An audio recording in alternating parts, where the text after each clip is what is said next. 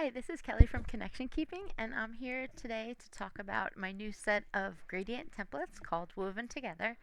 This is the fifth set of gradient templates, and I just want to let you know of all of the gradient templates, this one is the most complicated. So if you pick this as your first one, maybe go back and watch some of the older videos so that you can have a little heads up about it. And so the top left one and the bottom right one are both like I actually cut and wove those pieces of paper and then took pictures. So they're a little bit less perfect, but they have great texture and kind of fun to use.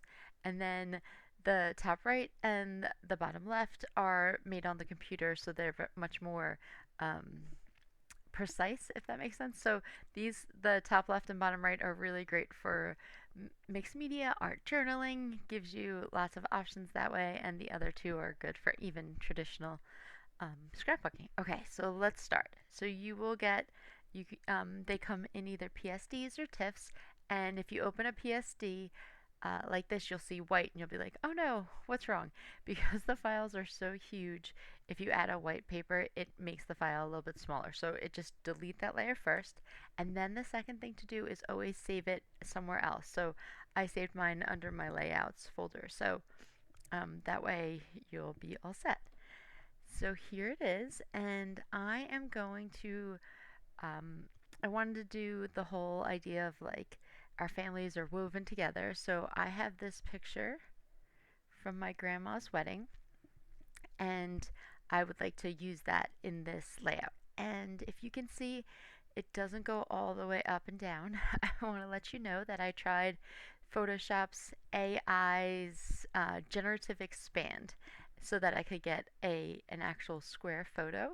And it took me a couple times. So if you do it, you kind of have to be specific. Like when you do it, you don't just do, say, generative expand. You have to do expand the picture, keep the background the same. On this one at the bottom, I said add in legs. And so if you do that, I went to crop, and you can go into edit, and it'll give you the chance to do a generative expand. So I'm just throwing that out there. It took a little bit of time to get it right, so don't give up on it right away. But when I did it, I got this. And the great thing about this is you can see it added in feet that were not there. But it got these little white spaces. So I'm just going to make the picture bigger to get rid of that. And now this is the photo that I'm going to use. And let me tell you about this template. First of all, there's 3 different layers. So the bottom is this layer of strips of paper on the top and bottom that don't even weave in. They're just there to give like another option. And then on top of that, let's see if it's so that's this one. And you can see where it is. So here is the gradient and here is the color. So if you click off the gradient, you can change the color. You can also, if you click the gradient back on, you can also go and just pick a paper. Here, let me get a paper. And so you could go do something. Let's click the paper in the right spot. Here we go. So clip pattern paper. And if I bring that over, it goes right into this. So you can do different pattern papers, you can do different photos. The options are limitless, which is so fun, but also it does make it a little confusing. So I hope this tutorial helps. You can change the gradient by left clicking on the gradient. If you go here, you can pick different colors or use a different gradient. Here I made this other one. So you can see it gives a whole different, let's do okay. It gives a whole different vibe just by the colors. And the great thing is you can choose, if you left click on there, you could pick the colors from the picture. Like if I was doing this and wanted it more from the picture, here let's do, and you can see it'll make it, it would match. In this one, not as exciting because it's a black and white picture, but so let's put this. So this one is the bottom ones. You can get rid of them completely, like say you don't want to have the bottom papers and you just want to have the ones that weave. So the first thing you need to do is you need to click off all of the locks. So I'm just left clicking on the locks here. And if you close these, you can see that you no longer have the um, bottom one there. So you can already see how you can see her better. But we're going to keep it on and we're going to do them all. And so then here is the next layer, which is the vertical, so they come next. And the last one is the horizontal ones, and they're all put in.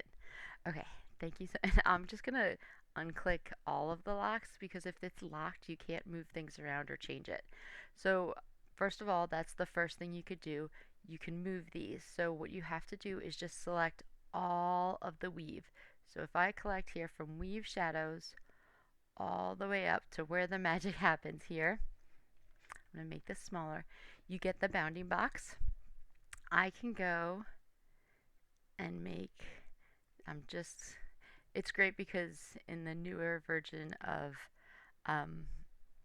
Photoshop, it used to be that you had to hold shift to keep the bounding, to keep the original dimensions, but now you don't even have to do that. So I really like that. So this, I made it bigger and smaller. So you can see, you can go like this. You can turn it around. Like if your picture, depending on where your picture was, you could turn it like this. And the great thing is so that you can use it over and over again. You could, here, let's make it smaller again. And say I wanted just this part in. So I can make it a little bit bigger. And you can just have it down here and with just a couple. So if I had done this, which is kind of cool, I wouldn't even have to change it for the picture underneath. Like I wouldn't have to change the way it was because you can still see all the faces and everything like that. So here, and if you just press off, it'll continue that way. So again, you can change, you can go to edit and you can flip them horizontal. You can flip, again, so many different options. And so you can go to town. And let's show you what I want to show you, which I feel like is the part that I made the reason that I made these particular templates is to integrate pattern papers with photographs in a way that is very artistic and kind of hopefully interesting. So I'm going to show you what I did. So if you click on your photo, oh, another thing. I'm going to click the photo off for a second. If you see this background paper, you can change it to any color or you can put in a paper. There is this base paper texture. If I click this off, you can see there's no pattern anymore, no texture. So I like to leave it on for the picture, but you might want to take it off. And you can just unclick it if you want to do anything with it. That's fine. Unclick the lock. Thank you for following with me. I'm doing this quite early in the morning because I had trouble with it last night, so I apologize if I'm a little off. Okay, so we've got this. Now that you have the picture, you want to copy this picture and put it on all of the layers of the weave, and then we're going to mask parts off depending on what style we like. So to copy a picture, if you see, I didn't make my screen go all the way to the edge, which was my fault. I apologize. If you see this rectangle with the circle, this is the masking. So the first thing I'm going to do is I'm going to copy this. Okay? And so I have this picture and I'm going to put it in right over here over this lowest level. And I'm going to press Alt and go like this to clip it. Okay, so now and then I'm going to add a mask to, so eventually I can go in and change that. So what a mask does is it lets you decide what part of this layer you'd like to see. So right now it's white, but if I go black and I go to paint, like just a regular paintbrush, and you can do fancy paintbrushes if you want, or like you can literally go and see, now you can see this layer underneath, right? But not this layer. Let's do this one. And now if you press X, it's going to switch to, see how white is there? See X, if I press the X button, it just switches this from black and white. So when you go white, that means that you're going to see this layer, which is the picture. So if I go like this, I can then see that part of the picture. So we're first just going to go and keep it all white at the moment. I probably missed some spots, but it's all good. Okay, so let me move this down. All right, next I'm going to copy it, that layer, and I'm going to bring it up to the next letter. Oops. Here we go. I'm going to bring it up to this part here and clips in.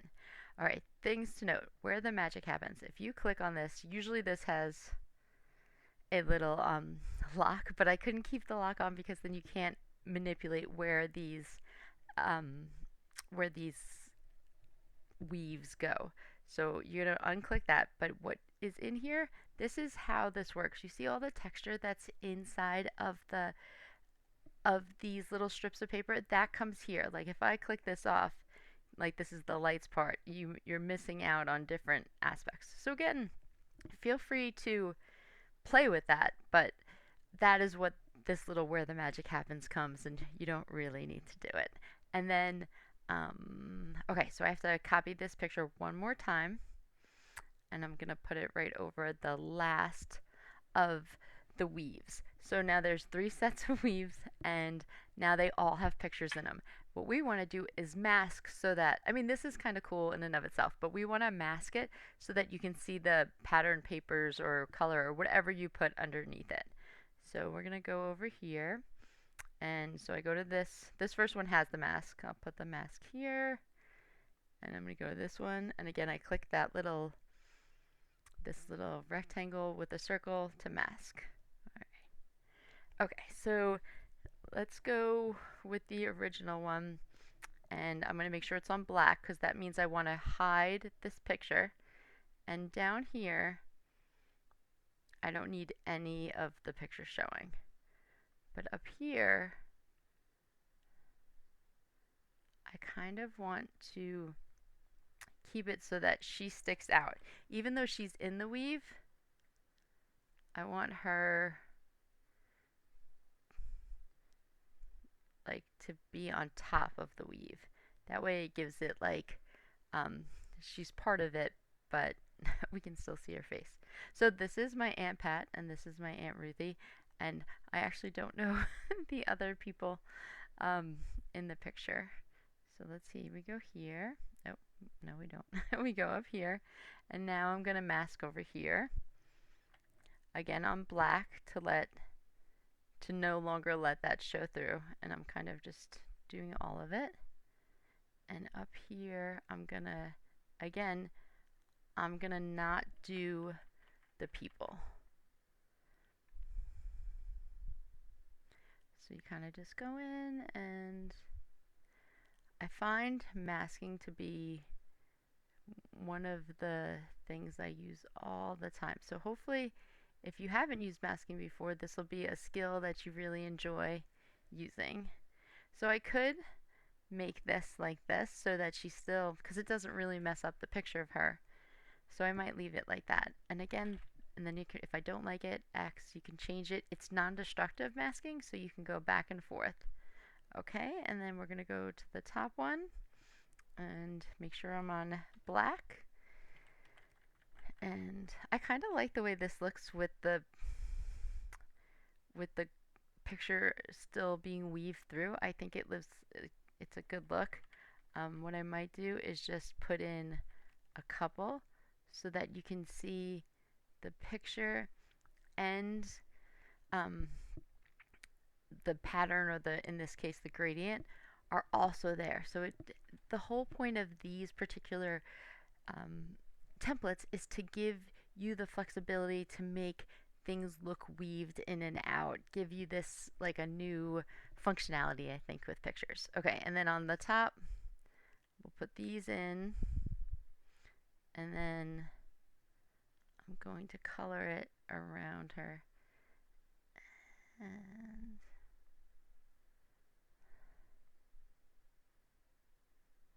make it a little smaller, and I'm really just painting on, and I'm not really gonna be that exact because the picture is kind of blurry as it is. But what you could always do, if you, I don't know if this would work with my picture because of how blurry it is, but if you had a picture with a subject that's very distinct, you could always go. So if I'm clicking on this original picture and I'm going to select the subject, and let's see if it selects it pretty well.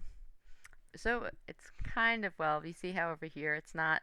So, but you see how they're collecting all the people. What I could do here is if you go to wand and you hold down Alt, it'll get rid of part of what you did. So I'm going to kind of do that. And now I have this selection. Well, if I go up to this, I can get rid of this selection. Like if this was all, let's say this was all black. Let me paint it in. Oh, it won't because of the thing. Well, so you can just go here and click on this and delete, and you can see it got rid of where the girls are there. And so you can, I hope this makes sense, so you can go and use the select subject tool to really use that with the mask to cut out the people or main subject of your picture so that they can show through the weave. And then if you don't, you can always then go back and be like, well, let's see, let's make this bigger. I can still go in and change it a little bit too. Here we go. And I mean, that's it. That's really the whole way these work. Think of it in layers. Think of it, it helps if you figure out what you would like. Here, let me just erase this here. It helps if you figure out what you would like or just play around. The magic is going to be in the masking. You don't have to worry about blending modes because really where the magic happens is where all the blending modes are.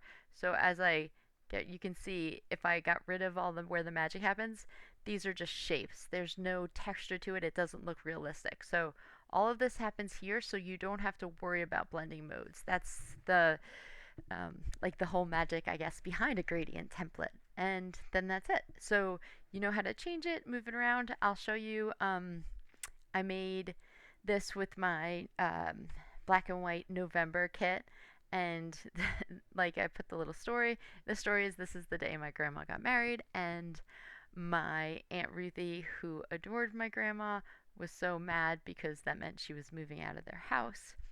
My grandma was one of 5, and so like it's just the little story about all of it. And oh, another thing, if you look at your